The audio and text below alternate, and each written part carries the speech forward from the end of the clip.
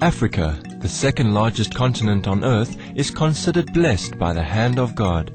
The motherland, as it is often called, due to the belief that it was the birthplace of humanity, is teeming with wildlife. A strong life energy exists in its emerald green jungles, which are the sanctuaries of exotic flora and fauna.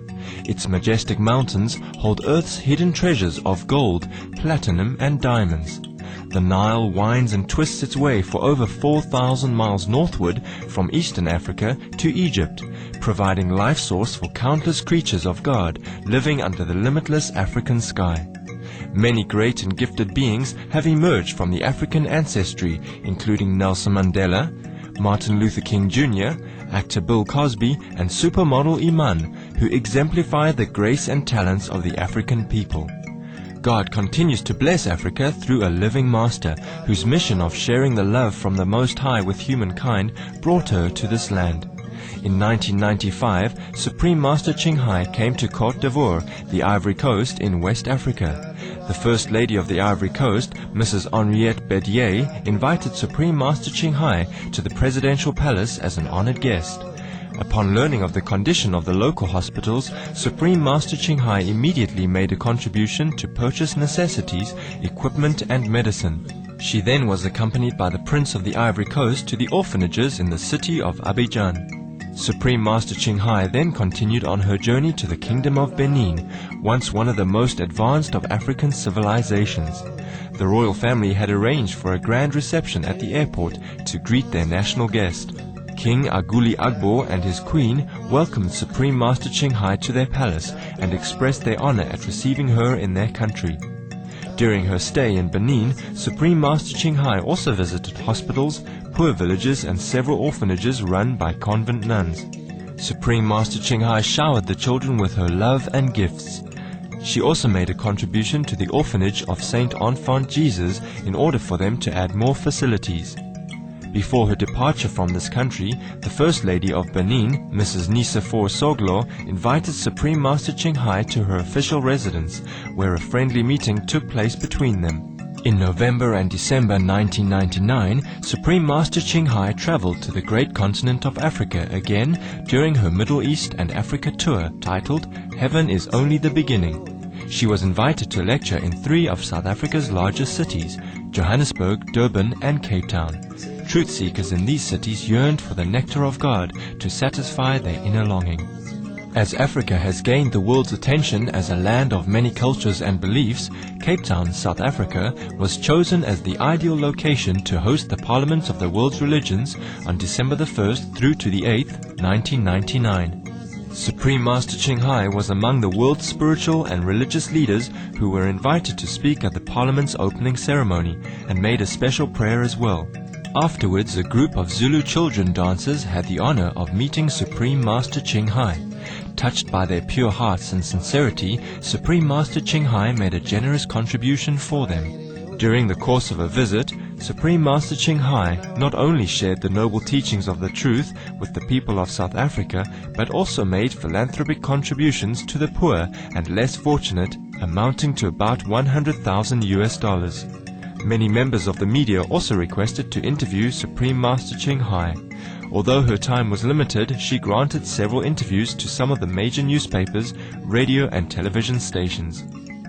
Everywhere she went, the African people warmly welcomed Supreme Master Ching Hai as an honored guest in their land, as she brought a message of peace and love to their people.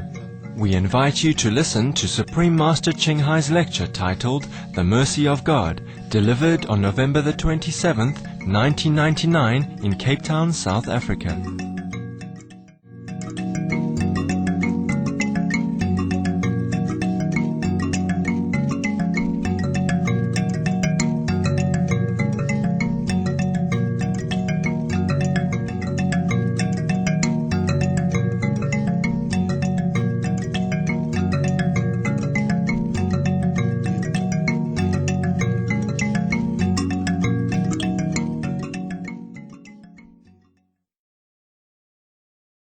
So, in short, I'm here in case you feel you want to remember again who you truly are.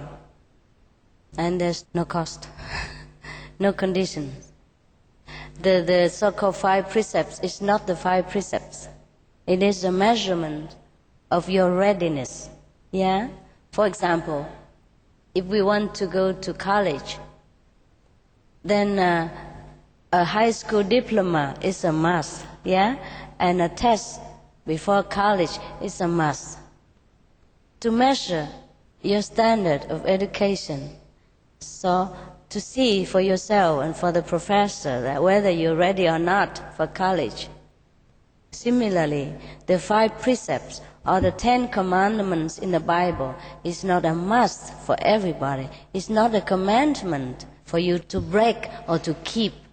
It is for you to measure your standard of development, spiritually speaking.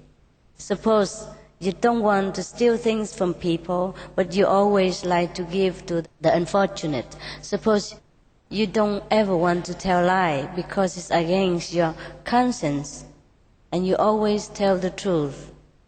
That is not because you keep the precepts, it is because your standard of spiritual development is that high. So if you are required to follow the 5 precepts, like you don't tell lies, you don't kill even animals, and you don't take things from other people, etc., etc., or as you are recommended to take the vegetarian diet, it is just a remembering, it's just a memoir, it's just a reminding that, are you up to here yet?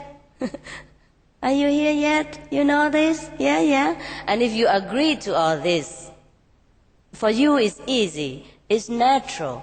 That means you are there. You're ready. You're ready to enter sainthood. You're ready to remember yourself.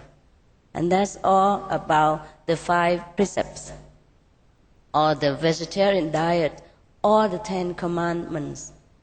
It's not that God is dictative, or it's not that I am sitting here pointing finger and say, thou shalt not kill, thou must do this, do that. It's not that. These things, these rules has been passed down from heaven so that we can measure our standard of quality. Remember when Moses came down from the mountain, he handed these 10 commandments. He said it's from God. It is from God. So that we know where we are, where we stand. So it is not that you must follow me or else. It's not that. You don't even have to follow me. I just teach you once and you can remember all the time. You can do it alone. Unless you want to see me again or you're in doubt, then we will give you an ID card so that when you come, people recognize you and let you in, see me. Or you can write letter. But these are not always necessary for many people. Because every day you can meditate alone. After we give you instruction, then you know what to do. You be your own master every day. The difficulty is not following a master or any master. The difficulty is being your own master. Have a discipline to do what you have chosen to do, what you know is the best for your soul.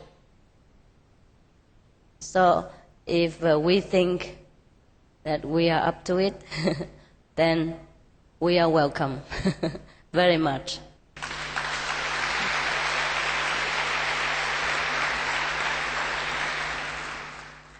During my speech, even if I haven't taught you anything, your soul will receive invisible instruction to yourself. So if you concentrate enough, if you simple inside enough, you see lights already, see heavenly light already.